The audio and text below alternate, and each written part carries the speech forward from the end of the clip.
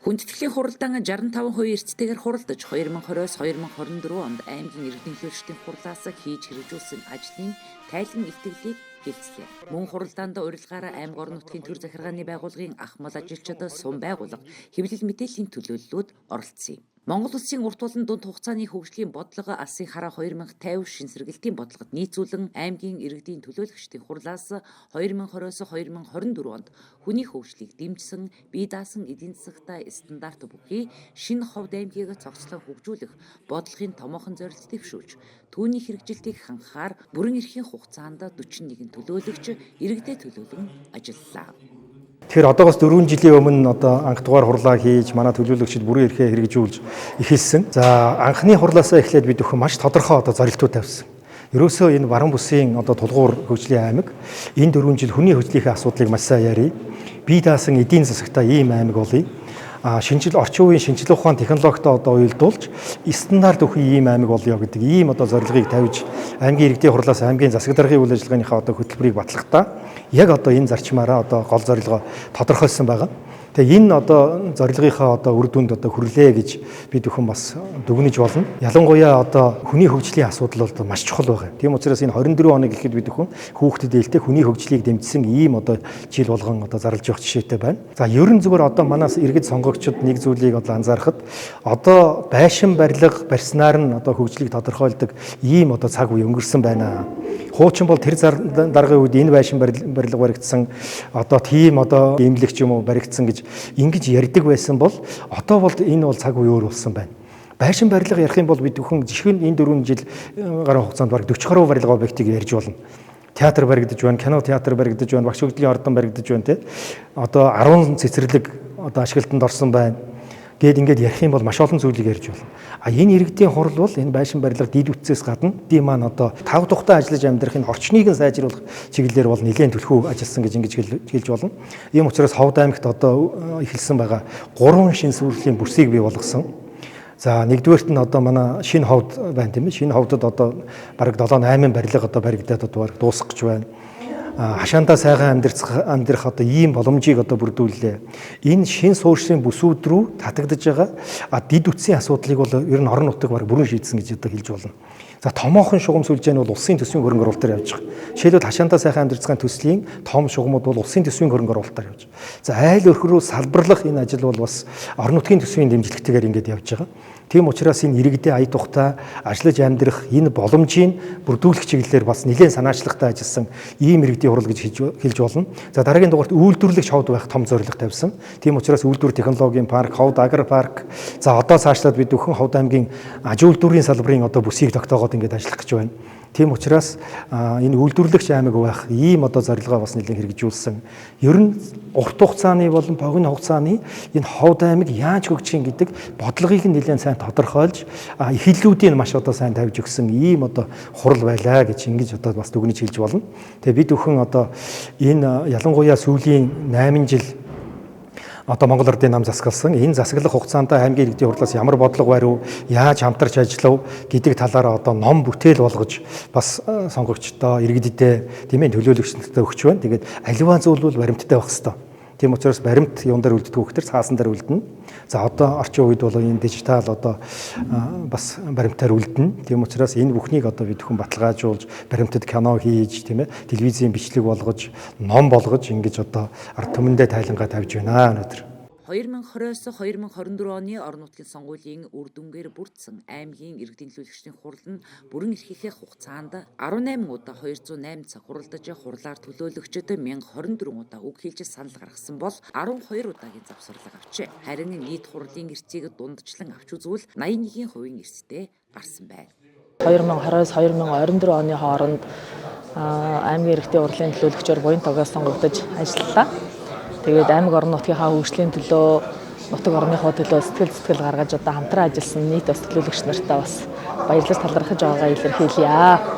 За миний хувьд гэх юм бол Ховд аймгийн Жаргалан сумын буян тогоос 4 жилийн хугацаанд тойрогтой сургууль цэцэрлэг болон төрийн байгууллагуудад тулгамдж байгаа асуудлууд ард иргэдийнхаа багууд дээр амьдрах орчин, аюулгүй амьдрах орчин нь бас бүрдүүлэхийн төлөө бас нэлээд илүү хичээж ажилласан гэхэд болно. Манай багийн хувьд гэх юм бол өрхийн эмнэлэг байна. манай баг дээр одоо бас баригдаж шинээр одоо ашиглалтанд орж байна. 6 дугаар сургуулийн дотор засварын асуудлуудыг бүрэн шийдвэрлсэн, бүрэн хамжуулсан, дээвэр цонх, гадна фасадын асуудлыг хагас тэрбум төгрөгөөр шийдвэрлэж засварлсан. Улсын төсөвт 6 дугаар сургуулийг Монгол Улсын ерөнхий сайдыг ирэхэд бас тойргийн төлөөлөгчийн хувьд бас асуудал тавьж одоо улсын төсөв суулгаж одоо шинээр баригдаж байна. Жишг хашаа хөтөлбөрийг одоо бас ойрогтой хэрэгжүүлж бас хийлгсэн байгаа. Тэгээд буянт багийн бүх гудамыг бол хэрэгжүүлэхтэй болгосон.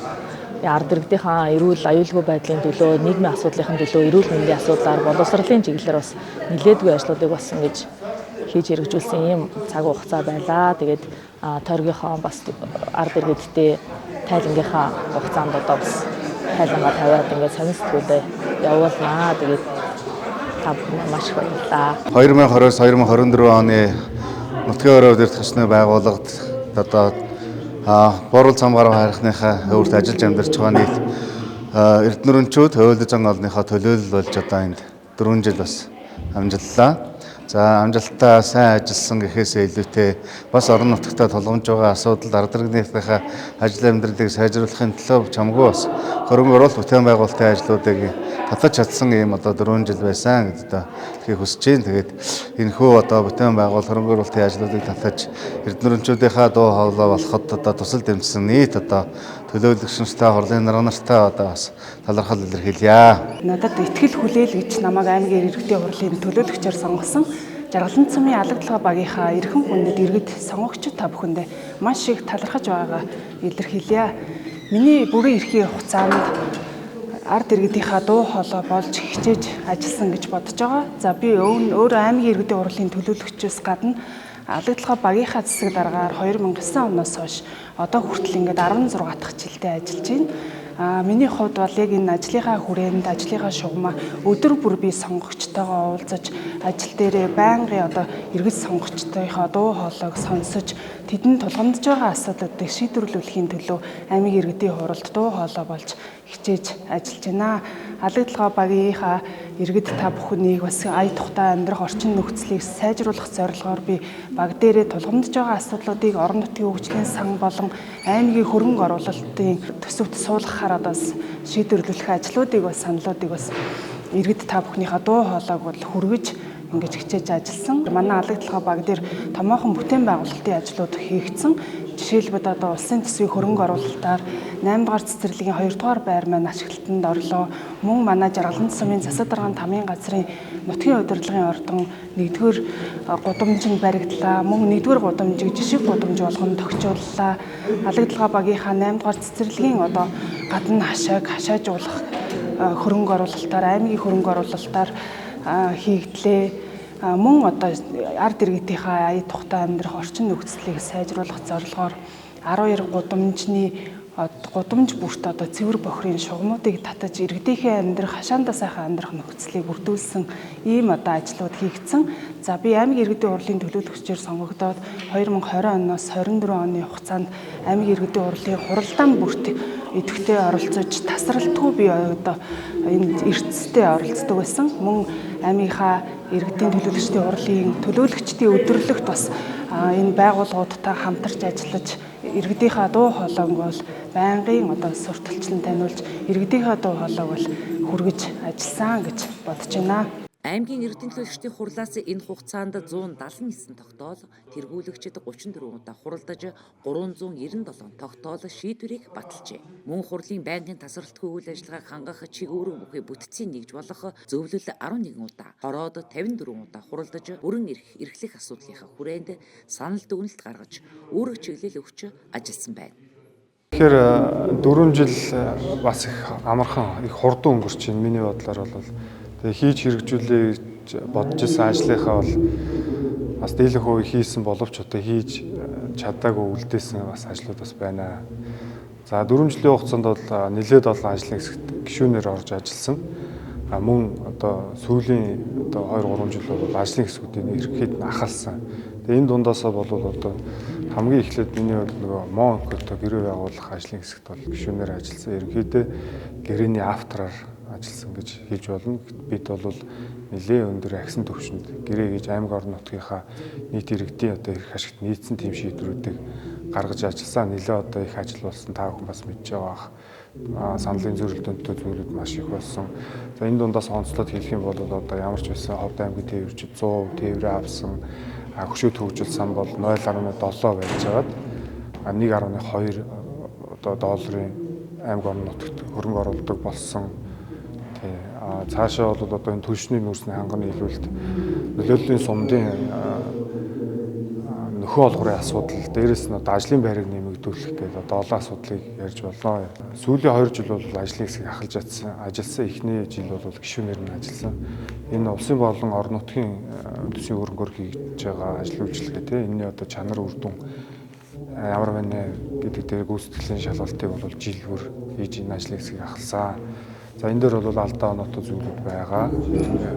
Аль болох одоо бид хэд энийг нэгэн төсвийг баталж байгаа юм чи эргээд одоо тэр төсвийнхээ гүйцэтгэлийг шалгадаг байх гэдэг тал дээр бол голцоо төвлөрч ажилласан. Ер нь одоо төлөөллийн байгууллага буюу хурлын байгууллага маань үндсэн 3 чиглэлийнхаа хүрээнд явдаг. Хяналтын чиг үүрэг, нийтээр дагаж бүрдэх хэмжээ, төлөөллийн гэсэн үндсэн 3 чиг үүрэг. Энэ дотор хяналтын чиг үүргийг одоо гүйцэтгэх үүднээс энэ ажлын хэсгүүдийг бол ахалж явсан. Дүгнэлтүүдийг бол тухай бүрт нь гаргаж одоо өөр одоо детальчж одоо сүүлийн жилд бол би өөр детальчж ажиллаж одоо хөрөнгө оруулалтуудын болохгүй одоо 50-аас доош хувьтай хөрөнгө оруулалтуудыг бүгдийг нэргээд гаргаж ангил заарил сегментлж одоо захиргааны байгууллагад хөрвүүлж дараагийн шатны арга хэмжээ аваа гэдэг юм үүрэг чиглэлүүдийг өгч ажилласан. За тэгээ өнгөрсөн 4 жилийн хугацаанд бол манай ардчилсан намын бүлэг бол 13 төлөөлөгчийн бүрэлдэхүүнтэй сөрөг хүчний үүрэг гүйцэтгсэн. Угаасаа ард иргэд бид бүхнийг сөрөг хүчин байгаараа гэж цөөнхөр нь сонгож томилсон юм жил байлаа. Тэгээд алдаа оноо амжилт хүртэл 4 жил өнгөрлөө. Мэдээж альва улс орны төсөв санхүү эдийн засаг нэмэгдэж байгаа учраас улс орны хөгжил цэцэрлэгт бүтээн байгуулалт нэмэгдсэн. Мэдээж шүүмжлэлтэй хандах зүйлүүд дээр хуралдаан болгон дээр үгээ хэлдэг байсан. Аль болох ард иргэдийнхээ амжиргааны түвшинг сайжруулах, амьдралын чанарыг сайжруулах, шудраг байх, тэнцүү хуурилттай байх талаар байнга үгээ хэлж иргэд ингэж бодож байгаа болов намайг төлөөлж байгаа иргэд ингэж хэлээсэй гэж хүсэж байна. Зарим үед бол иргэд өөрсдөө мессежээр хүртэл ирүүлдэг байсан. Энийг асуугаад өгөөч, энийг хэлээд өгөөч гэдэг тийм. Энэ хугацаанд бас нэлээд тэгш бус хуваарлсан, ялгуурлан гадуурхсан цөөнхийнхөө үгийг сонсдгоо сонссон ч санал хураалтан дээр олонхоор одоо унгаадаг хит багцарсан яг хуралдааны танхимд мэтгэлцдэггүй дуугүй байдаг бүлэг дээрээ бүх юм ярьсан. Иймэрхүү алдаа дутагдaltaа байсныг бол цөөнхийн бүлэг байнга шүүмжил засаж залруулж ард иргэдтэй айлуулах тухайн эдийн засгийн үр өгөөжийг хүртээхийг тэгш хуваарлахыг хүсэж үгээ хэлдэг байсан. Зөвхөн бүтээн байгуулалт хийгээ зогсохгүй эн чинь иргэдэд төлөөлж үгээ хэлэх ёстой. Бодлого шийдвэрт нь иргэдийн санаа бодлыг тусгах ёстой.